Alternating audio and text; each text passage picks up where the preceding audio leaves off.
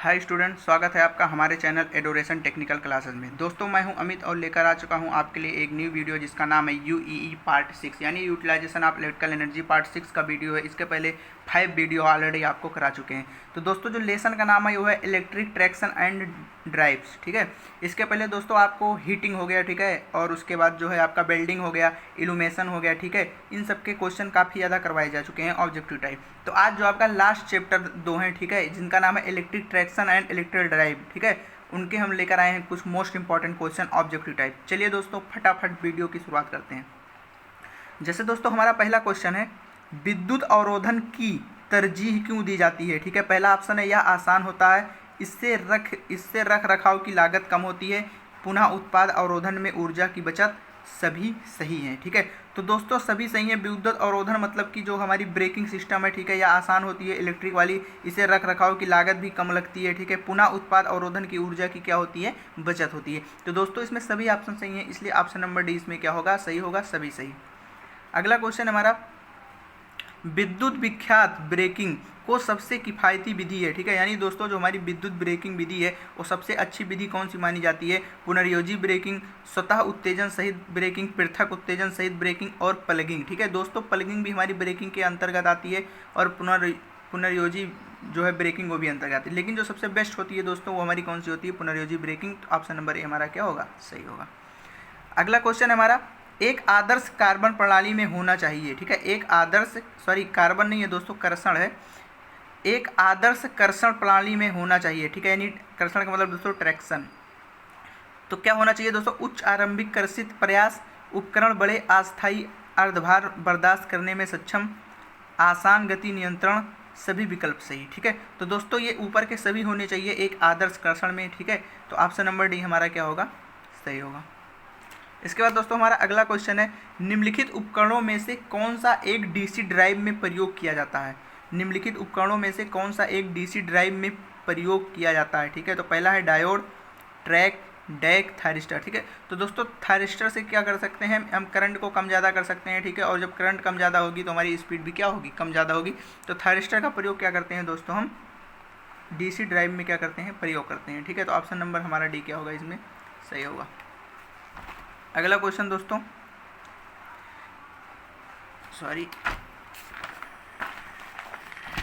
अगला क्वेश्चन है दोस्तों हमारा, समूह ड्राइव शक्ति गुणक है। ठीक है, तो पहला है कम, उच्च, मध्यम, निश्चित। ठीक है, तो दोस्तों समूह ड्राइव शक्ति गुणक की क्वेश्चन का मतलब ये है दोस्तों, यदि हमारे समूह ड्राइव यानी कि हमारे कई ड्राइव, दोस्तों ड्राइव का मतलब वही है कि हमारे मोटर जो हो गए हैं। ठीक है, यानी कि कई हमारा वर्क चल रहा है, कई मोटर लगे हैं, तो उससे शक्ति गुणक पर क्या प्रभाव पड़ेगा। तो दोस्तों हमारा शक्ति गुणक क्या हो जाएगा दोस्तों, कम हो जाएगा। दोस्तों क्यों कम हो जाएगा, क्योंकि आपको पता है यदि हमारा लोड बढ़ता है दोस्तों, यदि हमारा लोड बढ़ता है तो करंट का मान क्या होगा, बढ़ेगी। और यदि हमारी करंट का मान बढ़ेगी तो आपको पता है V बराबर I/R से हमारा वोल्टेज ड्रॉप क्या होगा, ज़्यादा होगा। वोल्टेज ड्रॉप ज़्यादा होने से हमारी शक्ति गुणक क्या हो जाएगा, कम हो जाएगा। इसीलिए दोस्तों यदि समूह में कई ड्राइव काम कर रहे हैं, इसका मतलब शक्ति गुणक हमारा कम होगा। कैसे कम होगा, डिटेल में भी आपको बता दिए। तो ऑप्शन नंबर ए क्या होगा, सही होगा। निम्नलिखित में से इलेक्ट्रिक ड्राइव का मुख्य घटक नहीं है। निम्न में से इलेक्ट्रिक ड्राइव का मुख्य घटक नहीं है, इसमें से कौन सा इलेक्ट्रिक ड्राइव का मुख्य घटक नहीं है। ठीक है, positive feedback machine, control, power module. ठीक है, तो मशीन तो दोस्तों होती है, ठीक है, कंट्रोलर भी किया जाता है, ठीक है, पावर मॉड्यूल भी। ठीक है, पॉजिटिव फीडबैक का कोई मतलब नहीं है यहाँ पे। ठीक है, तो इलेक्ट्रिक ड्राइव का ये मुख्य घटक नहीं है, तो इसमें ऑप्शन नंबर ए हमारा क्या होगा, सही होगा। अगला क्वेश्चन है, वैद्युत ब्रेकन का लाभ है। ठीक है, तो इसमें पहला ऑप्शन है यह तात्क्षणिक होता है, ब्रेकन के दौरान अधिक ऊष्मा पैदा होती है, यह ट्रैक को निष्कर्षण से बचाता है, ब्रेकिंग के दौरान मोटर लोडेड रहती है। ठीक है, तो वैद्युत ब्रेकन का लाभ यही है दोस्तों कि ब्रेकन के दौरान जो है मोटर हमारी क्या रहती है, लोडेड रहती है। इससे हमारी सप्लाई की क्या होती है, बचत होती है, हमारी सप्लाई क्या होती है, रिवर्स जाने लगती है। तो इसमें ऑप्शन नंबर हमारा क्या है, डी सही होगा। अगला क्वेश्चन है दोस्तों हमारा, कर्षण कार्य के लिए कौन सी मोटर पसंद की जाती है। ठीक है दोस्तों, कर्षण कार्य के लिए कौन सी मोटर पसंद की जाती है, तुल्यकाली मोटर, 3 फेज प्रेरण मोटर, डीसी श्रेणी मोटर, सार्वत्रिक मोटर। ठीक है, तो दोस्तों डीसी श्रेणी मोटर आप पढ़ चुके हैं, ठीक है, मशीन फर्स्ट में। ठीक है, तो डीसी श्रेणी मोटर जो है किसके लिए प्रयोग की जाएगी, कर्षण कार्य के लिए। तो ऑप्शन नंबर सी इसमें क्या होगा, सही होगा। अगला क्वेश्चन हमारा, मोटर की गति एवं घूर्णन कोण के अलावा, मोटर की गति एवं घूर्णन कोण के अलावा रीजनरेटिव डीसी ड्राइव और किसे नियंत्रित करता है। ठीक है, रीजनरेटिव डीसी ड्राइव और किसे नियंत्रित करता है, घूर्णन कोण के अलावा। ठीक है, तो वोल्टता, आयाम, टार्क, परावस्था कोण, ठीक है। तो दोस्तों डीसी रीजनरेटिव डीसी ड्राइव है, किसे नियंत्रित करता है, टार्क को, ठीक है। टार्क को भी क्या करेगा, वो नियंत्रित करेगा, ठीक है। तो इसमें ऑप्शन नंबर क्या होगा, सी सही होगा। और आप जानते हैं जब तक टार्क उत्पन्न नहीं होगा तब तक आपकी कोई भी मोटर, ठीक है, वो क्या नहीं करेगी, रन नहीं करेगी। अगला क्वेश्चन है दोस्तों, ड्राइव में परिवर्तक के बाद फिल्टर लगाया जाता है क्योंकि पहला है मोटर गति स्थिर नहीं होती, वोल्टता अस्थायी नहीं होती, आवृत्ति अस्थायी नहीं होती, परिवर्तक से प्राप्त धारा का आयाम अस्थायी नहीं होता, ठीक है। ड्राइव में परिवर्तक के बाद फिल्टर लगाया जाता है क्योंकि दोस्तों देखिए इसमें ऑप्शन नंबर डी सही होगा, परिवर्तक से प्राप्त धारा का आयाम अस्थायी नहीं होता। दोस्तों फिल्टर हम किस लिए लगाते हैं, ठीक है। आप लोग इलेक्ट्रिक यानी कि आप जो इलेक्ट्रॉनिक्स वाली बुक पढ़ चुके हैं फिल्टर के बारे में और उसकी सर्किट भी बनाए हैं, आपको नॉलेज भी होगा। तो दोस्तों फिल्टर इसलिए लगाते हैं क्योंकि जो हमारी दोस्तों एसी सिग्नल होता है, ठीक है, तो हमारी सिग्नल कैसे होता है, ऐसे दोस्तों, ये ऐसे, ठीक है, ऐसे हमारा सिग्नल होता है। तो दोस्तों ये जो ऊंचाई होती है, ठीक है, इसको हम क्या कहते हैं दोस्तों, आयाम कहते हैं। इसको क्या कहते हैं, आयाम। और दोस्तों ये तरंग की जो लंबाई होती है, ठीक है, इसको हम क्या कहते हैं, तरंग दैर्घ्य कहते हैं, ठीक है। तो दोस्तों जो हमारा आयाम होता है, ठीक है, आप लोग जानते हैं, ठीक है, ये हमारी एसी में जो है क्या होता है, ये हमारा जो सिग्नल है यदि प्रभावित होता है तो प्रॉब्लम होती है, ठीक है। तो ये सिग्नल जब प्रभावित होगा, ठीक है, तो इसका मतलब ये हमारा सिग्नल इस तरह नहीं बनेगा, ये हमारे जो पल्स हैं ऊपर नीचे होंगे और हमारे ऊपर नीचे पल्स होंगे तो आयाम क्या होगा, प्रभावित होगा, ठीक है, यानी हमारी करंट भी क्या होगी, प्रभावित होगी। तो ऐसा ना हो इसीलिए हम किसका प्रयोग करते हैं, फिल्टर का। और फिल्टर के तौर पे हम क्या लगाते हैं, कैपेसिटर और प्रेरक, यानी कि सॉरी कैपेसिटर लगाते हैं और क्या लगाते हैं, एल लगाते हैं, ठीक है। तो दोस्तों कि सी और एल इसीलिए लगाते हैं कि ताकि जो हमारा आयाम है वो क्या है, एक समान रहे, ठीक है। तो दोस्तों इसीलिए इसमें ऑप्शन नंबर हमारा क्या होगा, डी होगा। परिवर्तक प्राप्त धारा का आयाम अस्थायी नहीं होता, इसीलिए क्या लगाया जाता है, फिल्टर लगाया जाता है। अगला क्वेश्चन है दोस्तों, विद्युत ड्राइव के एक घटक क्या है, ठीक है। विद्युत ड्राइव के एक घटक क्या है, नियंत्रण उपकरण एवं कार्यरत मशीन, नियंत्रण उपकरण एवं मोटर, विद्युत वितरण एवं मोटर, कार्यरत मशीन एवं मोटर, ठीक है। कार्यरत मशीन मोटर का कोई मतलब नहीं, विद्युत वितरण का यहाँ कोई मतलब नहीं है, नियंत्रण उपकरण एवं कार्यरत मशीन, ठीक है। तो दोस्तों नियंत्रण उपकरण एवं मोटर होगा, ठीक है। यदि इस ऑप्शन में मोटर होता तो यही सही हो जाता, ठीक है, लेकिन मोटर यहाँ दिया तो नियंत्रण उपकरण करते हैं और हम क्या करते हैं, मोटर का उपयोग, ठीक है, मोटर में नियंत्रण उपकरण अपनाते हैं, ठीक है। तो इसमें ऑप्शन नंबर बी हमारा क्या होगा, सही होगा। अगला क्वेश्चन है, एसी ड्राइव के मुकाबले, ठीक है, एसी ड्राइव के मुकाबले डीसी ड्राइव, ठीक है, आकार में बड़ी होती है, महंगी होती है, बनानी आसान होती है, का रख रखाव महंगा होता है, ठीक है। तो दोस्तों एसी ड्राइव के मुकाबले डीसी ड्राइव क्या होती है, बनानी आसान होती है, ठीक है। तो इसमें ऑप्शन नंबर सी हमारा क्या होगा, सही होगा। डीजल लोकोमोटिव की दक्षता लगभग कितनी होती है दोस्तों, डायरेक्ट आपको इसको रटना है, ठीक है। तो दोस्तों कितनी होती है, 20 से 30% होती है डीजल लोकोमोटिव की दक्षता, ठीक है। तो दोस्तों इसमें क्या मतलब है, ठीक है, 20 से 30% का मतलब क्या है, जैसे दोस्तों हमारे जैसे जो हमारी बाइक होती है, ठीक है, तो बाइक की जो हमारी दक्षता होती है दोस्तों कितनी होती है, 40%, यानी कि हम 1 लीटर तेल डालते हैं तो वो 40% ही हमारी क्या करता है, वर्क में बदलता है, बाकी वो सिंक को दे देता है ऊष्मा के रूप में।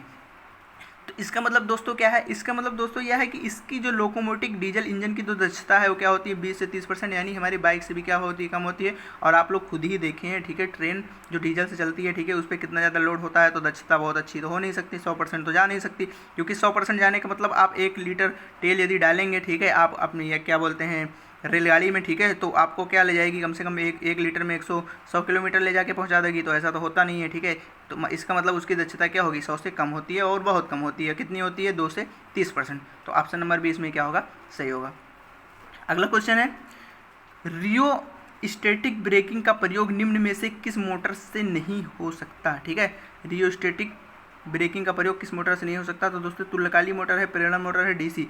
तो दोस्तों रियोस्टेटिक ब्रेकिंग का प्रयोग निम्न में से किस मोटर में नहीं हो सकता, ठीक है, तो सब में होता है, ठीक है, प्रेरण में, डीसी में और तुल्यकालिक में भी। तो ऑप्शन नंबर क्या होगा, डी इसमें सही होगा, कोई नहीं। इसके बाद अगला क्वेश्चन है, पुनर्जनित रोधन ब्रेकिंग में मोटर ऊर्जा होती है, पुनर्जनित रोधन ब्रेकिंग में मोटर ऊर्जा होती है, ठीक है, आर्मेचर ऊष्मा में निष्पादित, विंडोज 6 में निष्पादित, मुख्य सप्लाई में वापस, ठीक है। तो दोस्तों ये वाला ऑप्शन सही होगा, मुख्य सप्लाई में वापस, ठीक है, यानी कि जो पुनर्नियोजित जो ब्रेकिंग होती है उसमें जो सप्लाई होती है वो मुख्य सप्लाई में क्या हो जाती है, वापस हो जाती है, और जिससे करंट का मान कम हो जाता है और हमारी जो काम है यानी ब्रेकिंग वो क्या होती है, लगने लगती है और हमारी मोटर क्या हो जाती है, रुक जाती है। ऑप्शन नंबर सी इसमें क्या होगा, सही होगा। अगला क्वेश्चन है दोस्तों, अगला क्वेश्चन है दोस्तों हमारा 16 नंबर का क्वेश्चन, धारा नियंत्रक और पुनर्योजी ब्रेकिंग प्रणाली की तुलना, धारा नियंत्रण और पुनर्योजी ब्रेकिंग प्रणाली की तुलना में प्लगिंग ब्रेकिंग बड़ा गुण प्रदान करता है, ठीक है। नगण्य, कम, अधिकतम, इनमें से कोई नहीं, ठीक है। तो दोस्तों जो प्लगिंग है वो अधिकतम बला गुण हमारा प्रदान करता है, ठीक है। तो इसमें ऑप्शन नंबर सी हमारा क्या होगा, सही होगा। बैटरी चालित स्कूटर में ब्रेक लगाने हेतु प्रयोग किया जाता है। तो दोस्तों बैटरी चालक में आप लोग खुद ब्रेक लगाए हैं तो पता है, ठीक है, यांत्रिक ब्रेकिंग होता है, वैसे बाइक में भी यांत्रिक ब्रेकिंग होता है, ठीक है। तो इसमें ऑप्शन नंबर बी सही होगा, वेरी सिंपल क्वेश्चन। अगला क्वेश्चन है दोस्तों, लंबी दूरी के रेल मार्ग पर विद्युत कर्षण के लिए प्रयोग की जाती है, ठीक है। तो दोस्तों लंबी दूरी के लिए जो हमारी रेलगाड़ी है, ठीक है, वो कैसे प्रयोग की जाती है दोस्तों, 25 किलोवोल्ट डीसी की आवश्यकता होती है, ठीक है, 25 केवी, ठीक है। और दोस्तों यदि नगरीय पूछेगा तो हमारी कितनी होगी दोस्तों, 1500 वोल्ट, ठीक है। तो ध्यान रखिएगा। अगला क्वेश्चन है, चतुर्भुज गतिकाल वक्र का प्रयोग किसके लिए किया जाता है, ठीक है। चतुर्भुज गतिकाल वक्र का प्रयोग किसके लिए किया जाता है दोस्तों, तो नगरीय सेवा, मुख्य लाइन सेवा, माल लाइन सेवा, उपनगरीय सेवा, ठीक है। तो दोस्तों नगरीय सेवा के लिए क्या किया जाएगा, चतुर्भुज गतिकाल चक्र का प्रयोग किया जाएगा। इसी का अप्रूप यानी दूसरा क्वेश्चन है, ठीक है, इसी से रिलेटेड, चतुर्भुजीय गति समय वक्र उपयोग होता है, ठीक है। तो अर्धशहरी सेवाओं में, शहरी सेवाओं में, मेन लाइन सेवाओं में, शहरी एवं अर्धशहरी सेवाओं में। तो शहरी और अर्धशहरी दोनों दिया है, ठीक है। तो ऑप्शन नंबर डी हमारा क्या होगा, सही होगा। तो दोस्तों इस प्रकार आपको यूईई का, ठीक है, 6 पार्ट टोटल आपको करवा दिए हैं, ठीक है। लगभग 120 क्वेश्चन हो गए होंगे, ठीक है। तो दोस्तों बहुत ज़्यादा क्वेश्चन आपको करवा दिए गए, और भी क्वेश्चन करवाए जाएंगे, ठीक है।